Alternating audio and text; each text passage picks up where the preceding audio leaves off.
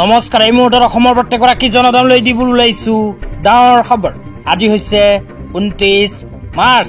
আজি অসমৰ লাখ লাখ দুখীয়াসকললৈ কেইখনমান চৰকাৰী আঁচনিলৈ দিবলৈ ওলাইছো ডাঙৰ খবৰ।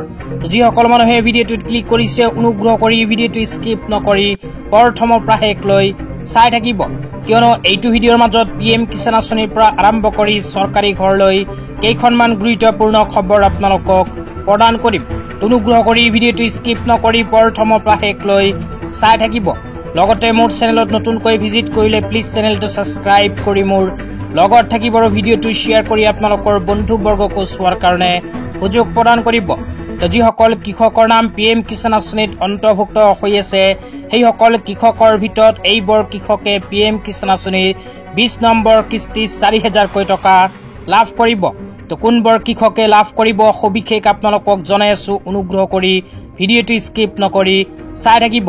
তো যিসকল কৃষকে PM কিষাণ আঁচনিত আবেদন কৰিছে কিন্তু PM কিষাণ আঁচনিৰ 19 নম্বৰ কিস্তি 2,000কৈ টকা পোৱা নাই, সেইসকল কৃষকে যদি এই তিনিখন কাম কৰে তেন্তে PM কিষাণ আঁচনিৰ 20 নম্বৰ কিস্তি 4,000কৈ টকা লাভ কৰিব।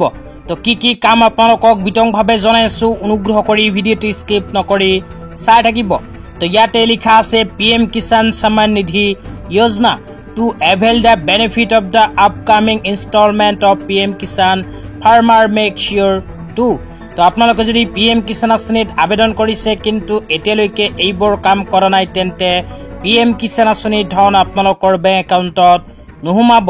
তো PM কিষাণ আঁচনিৰ 19 নম্বৰ কিস্তি ধন যদি পোৱা নাই তেন্তে এই তিনিখন কাম অতি সোনকালে কৰি লওক। PM কিষাণ আঁচনিৰ 20 নম্বৰ কিস্তিৰ সময় 4,000কৈ টকা লাভ কৰিব। 1 নম্বৰ কামটো হ'ল বেংক একাউণ্টৰ লগত আধাৰ কাৰ্ড লিংক। তো ইয়াতে লিখা আছে link Aadhaar with bank account. 2 নম্বৰত কৈছে গেট দিয়াৰ eKYC ডান।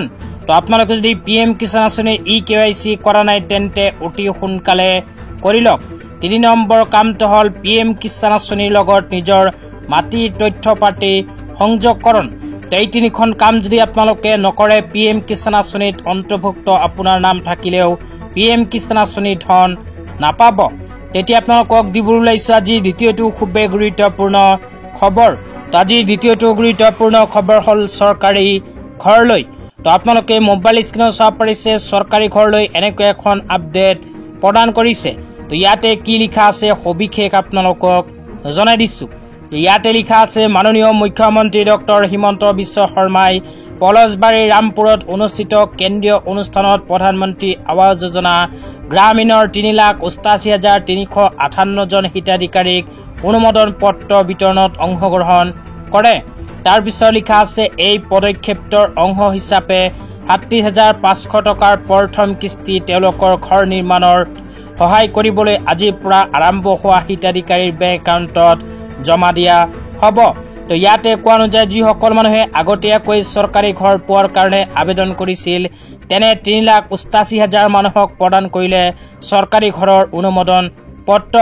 লগতে চৰকাৰী ঘৰৰ প্ৰথম কিস্তি 37,500কৈ টকা সোমোৱা ইতিমধ্যে আৰম্ভ কৰিছে। তাৰ পিছত লিখা আছে হিতাধিকাৰীৰ তালিকাত অন্তৰ্ভুক্ত নোহোৱা অথচ যোগ্যসকলৰ বাবে 17 পৰা 26 মাৰ্চৰ ভিতৰত ৰাজ্যজুৰি এক জিঅ' টেগিং জৰীপ কৰা হ'ব। মাননীয় মুখ্যমন্ত্ৰীয়ে সমূহ যোগ্য গাঁওবাসীক প্ৰধানমন্ত্ৰী আৱাস যোজনা গ্ৰামীণৰ লাভালাভ প্ৰাপ্ত কৰিবলৈ তেওঁলোকৰ ঘৰসমূহ জিঅ' টেগ কৰিবলৈ আহ্বান জনাইছে। তো লগতে যিসকল মানুহে এতিয়ালৈকে চৰকাৰী ঘৰ পোৱা নাই সেইসকলৰ বাবে অসম চৰকাৰে চৰকাৰী ঘৰ প্ৰদান কৰাৰ বাবে নতুনকৈ আৰম্ভ কৰিছে জিঅ' টেগিঙৰ কাম। তো 26 মাৰ্চ জিঅ' টেগিঙৰ কাম কৰাৰ অন্তিম দিন আছিল কিন্তু বৰ্তমানে 31 মাৰ্চলৈ বৃদ্ধি হৈছে। তো আপোনালোকে যদি চৰকাৰী ঘৰৰ কাৰণে নতুনকৈ আবেদন কৰিব বিচাৰে তেন্তে 31 মাৰ্চৰ ভিতৰত কৰি লওক জিঅ' টেগিং। তো জিঅ' টেগিং যদি কৰিব বিচাৰে তেন্তে আপোনালোকে নিজৰ পঞ্চায়তত গৈ যোগাযোগ কৰিব। আপোনালোকে নিজৰ পঞ্চায়তৰ সহায়তে জানিব পাৰিব ক'ত আৰু কেনেকৈ কৰিব লাগিব জিঅ' টেগিঙৰ কাম। তো আজি ইমানেই। ভিডিঅ'টো চাই কেনে পালে নিশ্চয় এইটো ভিডিঅ'ৰ কমেণ্ট বক্সত কমেণ্ট কৰি জনাই দিবলৈ